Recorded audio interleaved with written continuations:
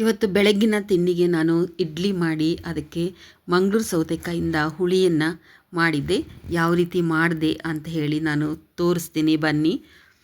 ಈ ರೀತಿ ಬೆಳಗ್ಗೆ ಹೊತ್ತು ತಿಂಡಿ ಮಾಡೋದ್ರಿಂದ ಅನುಕೂಲ ಇರುತ್ತೆ, ತಿನ್ನೋದಕ್ಕೂ ಆಗುತ್ತೆ, ಬೆಳಗ್ಗೆ ತಿಂಡಿನೂ ಆಗುತ್ತೆ ಹಾಗೂ ಬಾಕ್ಸ್ಗೂ ಕೂಡ ಆಗ್ಬೋದು ಅಂಥೇಳಿ ಈ ರೀತಿ ಹುಳಿಯನ್ನು ಮಾಡಿದ್ದೀನಿ. ಮಂಗಳೂರು ಸೌತೆಕಾಯಿ ಹುಳಿಯನ್ನು ಯಾವ್ಯಾವ ರೀತಿ ಮಾಡ್ಬೋದು ಅನ್ನೋದನ್ನು ತೋರಿಸಿದ್ದೀನಿ. ಬನ್ನಿ ನೋಡ್ಕೊಂಬರೋಣ. ಎಲ್ಲರಿಗೂ ನಮಸ್ಕಾರ. ಎಲ್ಲರೂ ಹೇಗಿದ್ದೀರಿ? ಎಲ್ಲರೂ ಚೆನ್ನಾಗಿದ್ದೀರಾ ಅಂದ್ಕೊಂಡಿದ್ದೀನಿ. ನಾನು ಕೂಡ ಚೆನ್ನಾಗಿದ್ದೀನಿ. ಯಾರೆಲ್ಲ ಹೊಸದಾಗಿ ನನ್ನ ಚಾನಲನ್ನು ನೋಡ್ತಾ ಇದ್ದೀರಾ ಸಬ್ಸ್ಕ್ರೈಬ್ ಮಾಡ್ಕೊಳ್ಳಿ ಹಾಗೂ ಲೈಕ್ ಮಾಡಿ, ಶೇರ್ ಮಾಡಿ. ಬನ್ನಿ ಇವತ್ತಿನ ವ್ಲಾಗಲ್ಲಿ ಏನಿದೆ ಅಂತ ಹೇಳಿ ನೋಡೋಣ. ಇವತ್ತು ಬೆಳಗ್ಗೆ ನಾನು ಮಂಗಳೂರು ಸೌತೆಕಾಯಿನ ಉಪಯೋಗಿಸ್ಕೊಂಡು ಹುಳಿ ಮಾಡ್ತಾ ಇದ್ದೀನಿ. ಯಾವ ರೀತಿ ಮಾಡ್ತೀನಿ ಅಂತ ಹೇಳಿ ತೋರಿಸ್ತೀನಿ. ಡೈರೆಕ್ಟಾಗಿ ಖಾರದ ಪುಡಿ ಹಾಕಿ ಕೂಡ ಮಾಡ್ಬೋದು. ನಾನು ಸ್ವಲ್ಪ ಎಕ್ಸ್ಟ್ರಾ ಮಸಾಲೆಯನ್ನು ಹುರ್ಕೊಂಡು ಈ ಒಂದು ಹುಳಿಯನ್ನು ಮಾಡ್ತೀನಿ. ಅದಕ್ಕೆ ಇಡ್ಲಿ ಕೂಡ ಮಾಡ್ತಾ ಇದ್ದೀನಿ. ಬನ್ನಿ ಯಾವ ರೀತಿ ಮಾಡೋದು ಅಂತೇಳಿ ನೋಡ್ಕೊಂಬರೋಣ. ಮಂಗಳೂರು ಸೌತೆಕಾಯಿ ಹುಳಿಗೆ ನಾನು ಮಂಗಳೂರು ಸೌತೆಕಾಯಿನ ತಗೊಂಡಿದ್ದೀನಿ. ಒಂದು ಸೌತೆಕಾಯಿನ ತಗೊಂಡಿದ್ದೀನಿ, ಅಷ್ಟೇ ಸಾಕಾಗುತ್ತೆ. ಇದನ್ನು ಎರಡು ಬಳಸುವಂಥ ಅವಶ್ಯಕತೆ ಏನಿಲ್ಲ. ಸಿಪ್ಪೆ ಕೂಡ ತುಂಬ ತೆಳುವಾಗಿರೋದ್ರಿಂದ ನಾನು ಸಿಪ್ಪೆನ ತೆಗಿತಾ ಇಲ್ಲ, ಹಾಗೆ ಹಾಕ್ತಾಯಿದ್ದೀನಿ. ತುಂಬ ಎಳೆಯದಾಗಿದೆ ಸೌತೆಕಾಯಿ, ಅದರಿಂದ ಹಾಗೆ ಬಿಡ್ತಾ ಇದ್ದೀನಿ ಸಿಪ್ಪೆನ. ಇವಾಗ ಚಿಕ್ಕ ಚಿಕ್ಕದಾಗಿ ಹೆಚ್ಕೊಳ್ಳೋಣ. ಇದನ್ನು ಮೊದಲಿಗೆ ನಾವು ಇದರಲ್ಲಿರುವಂತಹ ಬೀಜನೆಲ್ಲ ತೆಗೆದುಬಿಡಬೇಕು.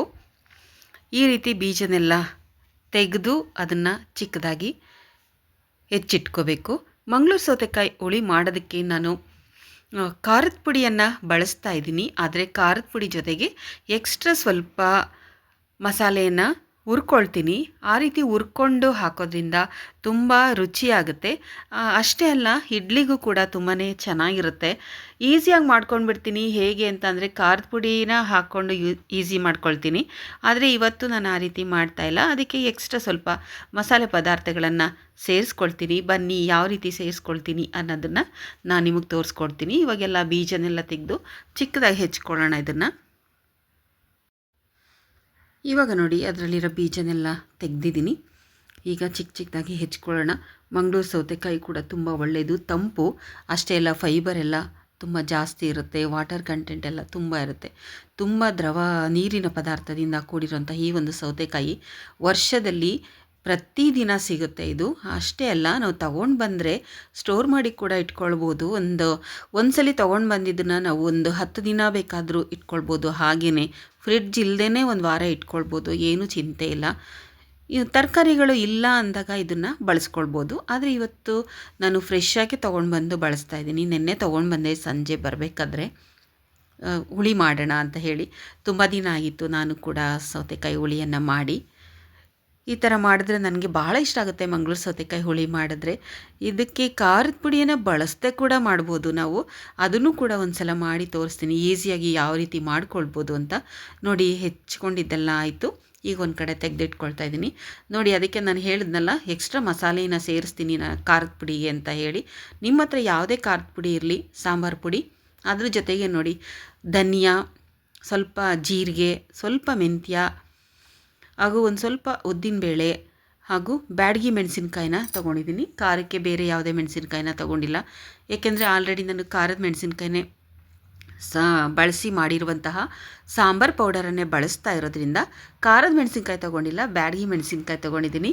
ಬ್ಯಾಡಗಿ ಯಾಕೆ ಅಂತ ಅಂದರೆ ರುಚಿ ಕೊಡುತ್ತೆ ಅದು ಅಂತ ಹೇಳಿ ಅಷ್ಟೇ. ಇದನ್ನೆಲ್ಲ ನಾನಿವಾಗ ಹುರ್ಕೊಳ್ತೀನಿ, ಡ್ರೈ ರೋಸ್ಟ್ ಮಾಡ್ಕೊಳ್ತೀನಿ. ತುಂಬ ಉರಿಯೋದಿಲ್ಲ, ಸುಮಾರಾಗಿ ಹುರ್ಕೊಳ್ಳೋಣ. ಸ್ವಲ್ಪ ಘಮ ಅನ್ನಬೇಕು, ಅಷ್ಟು ಮಾತ್ರ ಹುರ್ಕೊಂಡ್ರೆ ಸಾಕು, ತುಂಬ ಕೂಡ ಹುರ್ಕೊಳ್ಬಾರ್ದು. ನಾನಿಲ್ಲಿ ತೊಗರಿಬೇಳೆನ ಕೂಗಿಸಿ ಇಟ್ಕೊಂಡಿದ್ದೀನಿ. ಸ್ವಲ್ಪ ಜಾಸ್ತಿನೇ ಹಾಕ್ಕೊಂಡಿದ್ದೆ ಬೇಳೆನ. ನೋಡಿ ಹೇಗೆ ಕೂಗಿದೆ ಅಂತಂದರೆ, ಬೆಂದಿದೆ ಅಂದರೆ ಅಷ್ಟು ಬೆಂದೋಗಿದೆ, ಪೂರ್ಣ ಬೆಂದೋಗಿದೆ. ಒಂದು 3 ಕೂಗನ್ನು ನಾನು ಕೂಗಿಸಿದ್ದೀನಿ. ಇದು ಬೇಯಿಸಿರೋದನ್ನು ಹಾಗೆ ಇಟ್ಕೊಳ್ತೀನಿ. ಇವಾಗ ನಾನೇನೇನು ತೊಗೊಂಡಿದ್ದೆ, ಧನಿಯಾ, ಮೆಣಸಿನ್ಕಾಯಿ ಎಲ್ಲ ಒಂದು ಸ್ವಲ್ಪ ಹುರ್ಕೊಳ್ಳೋಣ. ಎಣ್ಣೆ ಗಿಣ್ಣೆ ಎಲ್ಲ ಏನು ಹಾಕೋದೇನು ಬೇಡ, ಹಾಗೆ ಸ್ವಲ್ಪ ಬೆಚ್ಚ ಮಾಡಿಕೊಂಡ್ರೆ ಸಾಕು. ಇಷ್ಟನ್ನು ಹಾಕಿದ್ರೆ ಅದು ಸಾಂಬಾರು ತುಂಬ ರುಚಿ ಕೊಡುತ್ತೆ. ಸಾಂಬಾರು ಪೌಡರನ್ನು ಯೂಸ್ ಮಾಡದೆ ಕೂಡ ಇದೇ ರೀತಿ ಹುರ್ಕೊಂಡು ಕೂಡ ಮಾಡ್ಬೋದು. ಆದರೆ ನಾನು ಸ್ವಲ್ಪ ಕೆಲಸ ಕಡಿಮೆ ಆಗುತ್ತೆ, ಆಲ್ರೆಡಿ ನನ್ನ ಹತ್ರ ಸಾಂಬಾರು ಪೌಡಿ ಇರೋದ್ರಿಂದ. ಅದ್ರ ಜೊತೆಗೆ ರುಚಿ ಕೊಡೋದಕ್ಕೆ ಅಂತೇಳಿ ಎಕ್ಸ್ಟ್ರಾ ಒಂದು ಪದಾರ್ಥಗಳನ್ನು ನಾನು ಇದಕ್ಕೆ ಮಿಕ್ಸ್ ಮಾಡ್ತಾಯಿದ್ದೀನಿ. ಧನಿಯಾ ಇದೆಯಲ್ಲ, ಧನಿಯಾ ಮಿಕ್ಸ್ ಮಾಡ್ಕೊಂಬಿಟ್ರೆ ನಾವು ಇಡ್ಲಿ ತಿನ್ನೋದಕ್ಕೆ ತುಂಬಾ ಚೆನ್ನಾಗಿರುತ್ತೆ ಈ ರೀತಿ ಮಾಡಿಕೊಂಡಾಗ. ಯಾವುದೇ ರೀತಿ ತರಕಾರಿಗಳನ್ನ ಕೂಡ ನೀವು ಹಾಕಿ ಮಾಡ್ಕೊಳ್ಬೋದು. ಈ ಥರ ಬ್ಯಾಡಗಿ ಮೆಣಸಿನ್ಕಾಯಿ ರುಚಿಯಾಗಿರುತ್ತೆ ಅಂತೇಳಿ ಬ್ಯಾಡಗಿ ಮೆಣಸಿನ್ಕಾಯಿ ಹಾಕ್ಕೊಂಡಿರೋದು, ಖಾರದ ಮೆಣಸಿನ್ಕಾಯಿನ ಹಾಕ್ಕೊಂಡಿಲ್ಲ. ನೋಡಿ ಹುರಿದು ಆಯಿತು. ಇವಾಗ ನಾನು ಅದನ್ನು ಒಂದು ಮಿಕ್ಸಿ ಜಾರ್ ಒಳಗಡೆಗೆ ಹಾಕ್ಕೊಳ್ತಾ ಇದ್ದೀನಿ. ಮೊದಲು ಇದನ್ನು ಪೌಡ್ರ್ ಮಾಡ್ಕೊಳ್ತೀನಿ. ಪೂರ್ಣ ನುಣ್ಣಗೆ ಪೌಡ್ರ್ ಆಗಿರಬೇಕು ಅಂತ ಏನಿಲ್ಲ.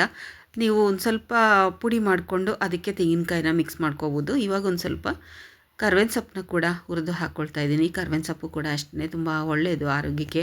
ಆದ್ದರಿಂದ ಸ್ವಲ್ಪ ಈ ರೀತಿ ಎಲ್ಲ ಬಳಸ್ಕೊಳ್ತಾ ಇರಬೇಕು. ಊಟದಲ್ಲಿ ಸಿಗಬೇಕಾದ್ರೆ ತೆಗೆದು ಹಾಕ್ಬಿಡ್ತಾರೆ ಅಲ್ವಾ ಒಗ್ಗರಣೆಯಲ್ಲಿ, ಅದಕ್ಕೆ ಈ ರೀತಿ ಬಳಸ್ಕೊಳ್ಳೋಣ. ನೋಡಿ ಇವಾಗ ಪುಡಿ ಆಯಿತು. ಈಗ ನಾನು ರುಬ್ಬೋದಕ್ಕೆ ಏನೇನು ಹಾಕ್ಕೊಳ್ತಾ ಇದ್ದೀನಿ ಅಂತ ತೆಂಗಿನಕಾಯಿ, ಟೊಮೆಟೊ, ಹುಣಸೆಹಣ್ಣು ಹಾಕ್ಕೊಳ್ತಾ ಇದ್ದೀನಿ ಸ್ವಲ್ಪ. ಇದಕ್ಕೆ ಹುಣಸೆಹಣ್ಣಂತೂ ಹಾಕ್ಕೊಳ್ಳೇಬೇಕು. ಹುಣಸೆಹಣ್ಣು ಹಾಕಿಲ್ಲ ಅಂದರೆ ಟೇಸ್ಟ್ ಬರೋದಿಲ್ಲ. ನೋಡಿ ಟೊಮೆಟೊ ಹಾಕ್ಕೊಳ್ತಾ ಇದ್ದೀನಿ.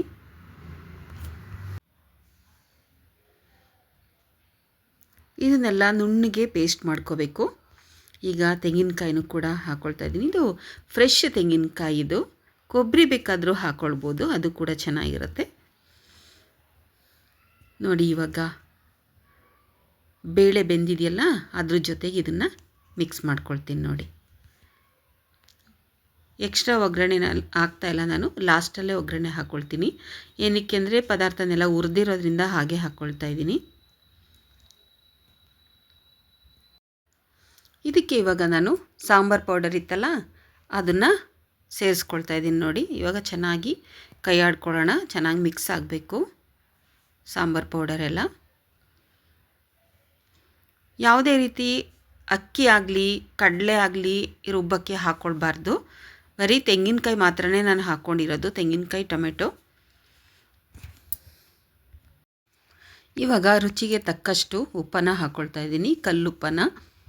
ಡಾಕ್ಟರ್ ಏನು ಹೇಳ್ತಾರೆ ಅಂದರೆ ಆದಷ್ಟು ಕಲ್ಲುಪ್ಪನ್ನೇ ಬಳಸಿ ಅಂತ, ಯಾಕಂದರೆ ಕಲ್ಲುಪ್ಪಲ್ಲಿ ಅಯೋಡಿನ್ ಇರುತ್ತೆ ಅಂತ ಹೇಳಿ. ಪ್ರತಿಯೊಬ್ಬರಿಗೂ ಕೂಡ ಅಯೋಡಿನ್ ಅವಶ್ಯಕತೆ ಇರೋದ್ರಿಂದ ಕಲ್ಲುಪ್ಪನ್ನೇ ಜಾಸ್ತಿ ಬಳಸ್ಕೊಳ್ಬೇಕು. ಉಪ್ಪು ಹಾಕಿದ್ಮೇಲೂ ಕೂಡ ಚೆನ್ನಾಗಿ ಇದನ್ನು ಕೈ ಆಡ್ಕೊಳ್ಳೋಣ. ನೋಡಿ ಖಾರ ಹುಳಿಯನ್ನು ಬ್ಯಾಲೆನ್ಸ್ ಮಾಡೋದಕ್ಕೆ ಅಂತ ಈ ರೀತಿ ಬೆಲ್ಲನ ಹಾಕ್ಕೊಳ್ಬೇಕು. ಬೆಲ್ಲ ಹಾಕ್ಕೊಂಡ್ರೇ ಒಂದು ರೀತಿ ಟೇಸ್ಟ್ ಬರುವಂಥದ್ದು. ಇಡ್ಲಿಗೆ ತುಂಬ ಚೆನ್ನಾಗಿರುತ್ತೆ. ಈ ರೀತಿ ಹುಣಸೆಹಣ್ಣು, ಬೆಲ್ಲ ಎಲ್ಲ ಹಾಕಿ ಮಾಡಿದ್ರೆ ಹುಳಿನ ತುಂಬ ಟೇಸ್ಟಾಗಿರುತ್ತೆ ಇಡ್ಲಿ ಜೊತೆಗೆ. ಇವಾಗ ಅದಕ್ಕೆ ನಾನು ತರಕಾರಿಯನ್ನು ಸೇರಿಸ್ಕೊಳ್ತಾ ಇದ್ದೀನಿ. ನೋಡಿ ಚಿಕ್ಕದಾಗಿ ಹೆಚ್ಚಿಟ್ಕೊಂಡಿದ್ವಲ್ಲ ಸೌತೆಕಾಯಿಯನ್ನು ಹಾಕ್ಕೊಳ್ತಾ ಇದ್ದೀವಿ. ತಂಪು ಕೂಡ ಇದು ತುಂಬ ಒಳ್ಳೆಯದು. ನೋಡಿ ಎಲ್ಲನೂ ಹಾಕ್ಕೊಂಡು ಒಂದು ಸಲ ಮಿಕ್ಸ್ ಮಾಡ್ಕೊಳ್ಳೋಣ.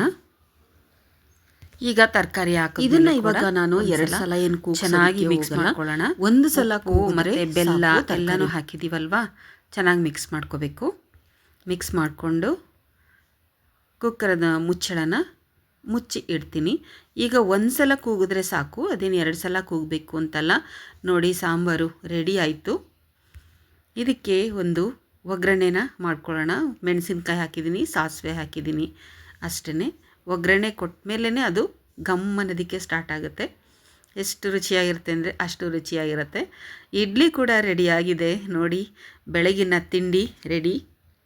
ಬೆಳಗಿನ ಹೊತ್ತು ಈ ರೀತಿಯಾಗಿ ಇಡ್ಲಿ ಮತ್ತು ಸಾಂಬಾರನ್ನು ಮಾಡ್ಕೊಳ್ಳೋದ್ರಿಂದ ಒಂದು ಅನುಕೂಲ ಏನಂದರೆ ಬಾಕ್ಸ್ಗೂ ಕೂಡ ಹಾಕಿ ಕಳಿಸ್ಬೋದು ಅಂತ ಹೇಳಿ ನಾನು ಬೆಳಗ್ಗೆನೇ ಈ ರೀತಿ ಮಾಡ್ಕೊಳ್ತೀನಿ. ನೋಡಿ ಇಡ್ಲಿ ಕೂಡ ಚೆನ್ನಾಗಿ ಬಂದಿದೆ, ಸಾಂಬಾರು ಕೂಡ ಗಮ್ ಅಂತ ಇದೆ. ಇಡ್ಲಿ ಸಾಂಬಾರಾದರೆ ಆರಾಮಾಗಿರುತ್ತೆ. ಚಟ್ನಿ ಎಲ್ಲ ಹಾಕೋದಕ್ಕೆ ಆಗಲ್ಲ ಮಧ್ಯಾಹ್ನಕ್ಕೆ, ಯಾಕಂದರೆ ಚಟ್ನಿ ಅಳಿಸೋಗುತ್ತಲ್ವ. ಆದ್ದರಿಂದ ಚಟ್ನಿ ನಾನು ಬೆಳಗ್ಗೆ ಹೊತ್ತು ಮಾಡಲ್ಲ. ನಾನು ಈ ರೀತಿಯೇ ಸಾಂಬಾರನ್ನೇ ಮಾಡ್ಕೊಳ್ಳೋದು.